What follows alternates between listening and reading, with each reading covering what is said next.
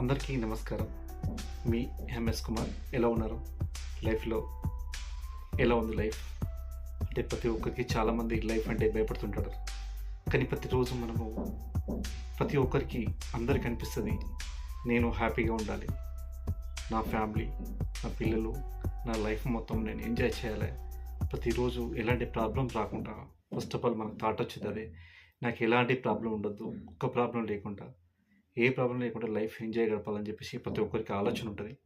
కానీ మనకు పరిస్థితి ప్రాబ్లం వల్ల ఒక్కొక్కసారి మనకు కొన్ని అనుకూలించకపోతే మనకు వచ్చే, మీరు జాబ్ చేస్తున్నా, బిజినెస్ చేస్తున్నా కానీ ఖచ్చితంగా మనకు వచ్చే సంపాదన చలి అంటే ఆర్థిక పరంగా, ఎందుకంటే చాలా వరకు మన ఖర్చులు ఎక్కువ ఉంటాయి, మనకు వచ్చే ఇన్కమ్ తక్కువ కాబట్టి మనకు అమౌంట్ అనేది సరిపోకుండా. అలాంటప్పుడు మనం ఏంటంటే, మీరు లైఫ్లో ఎలాంటి మనకు బిజినెస్ చేసినా, జాబ్ చేసినా కానీ మనకు వచ్చే ఇన్కంలో ఖచ్చితంగా కనీసం ఒక 20% మీరు సేవింగ్ కేటాయించుకుంటే, మీరు ఎన్ని రోజులు కష్టపడ్డా తర్వాత మాత్రం మనకు ఏదైతే పిల్లలైనా కూడా మనకిచ్చి, ఎందుకంటే పిల్లల దగ్గర డబ్బులు ఉన్నాయి కాబట్టి మన పేరెంట్స్ మనమే ఇస్తాము. ఖర్చులకు ఏదైనా కొనుక్కొని కానీ, మామూలుగా చిల్లర ఖర్చులకు కానీ ఇస్తాము. అలాంటప్పుడు కూడా పిల్లలకు కూడా మనకు అలవాటు చేయాలి.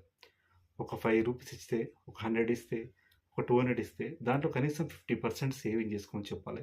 ఎందుకంటే వాళ్ళకు మ్యాక్సిమం ఒక పుట్టినప్పటి నుంచి ఒక 25 ఇయర్స్ వరకు ఒక బరువు బాధ్యతలు అనేది, రెస్పాన్సిబుల్ అనేది తెలియదు.